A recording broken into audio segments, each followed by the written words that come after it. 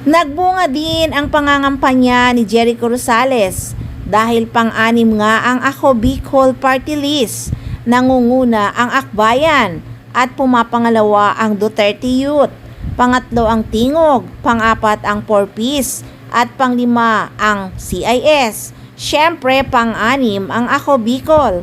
Kaya naman kahit papano masaya na si Jericho Rosales at naka 2 seats nga ang Ako Bicol. % of the total party list votes. Then nga, Akbayan with 2.2 million votes. In terms of percentage, nasa 6.54% ito ng total party list votes. So, guaranteed 1 seat na si Akbayan. Duterte Youth, number 2, 5.56%. Tingog Party List, 4.43%. 4Ps, 3.56%. At CIS, 2.94%. At si Ako Bicol Party List ay nakakuha ng 2.62% of the total votes. So, 6 na party lists meron ng 1 guaranteed seat. Kahit sobrang busy at sobrang pagod ang aktor dahil may ginagawang pelikula, nagbunga naman ang pangangampanya niya. Siguradong masaya nga ang mga kababayan ni Eko sa Bicol. Syempre pati na rin si Janine masayang masaya para sa kanyang baba. Kaya abangan na lang natin ang pagbabalik muli ni Eko sa Bicol para magpasalamat sa suporta at sa mga bumoto sa Ako Bicol. Isa rin kasi ako sa bumoto, unang-una kung hinanap ang Ako Bicol bago yung iba. Hehehe, baka kasi makalimutan ko.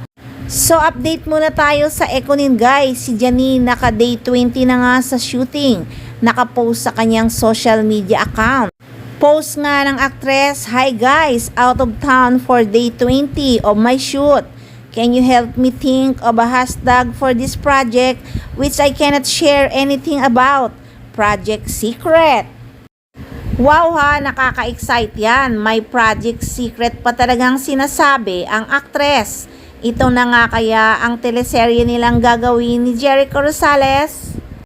So abang-abang lang tayo guys at isi-share din niya yan one of this day. At todo din ang pag-gym ng aktres. Pinaghahandaan na talaga siguro ang kanilang seryeng gagawin ni Eko na kinaiinipan na talaga ng mga fans. Pagkatapos kasi nilang sabihin noon sa isang interview na may gagawin nga silang serye na may title na nga ito, ay talagang sobra ng excited ang mga fans. Kaya hindi talaga maiwasan na mainip din sila sa paghihintay ng serye ng Ekonin.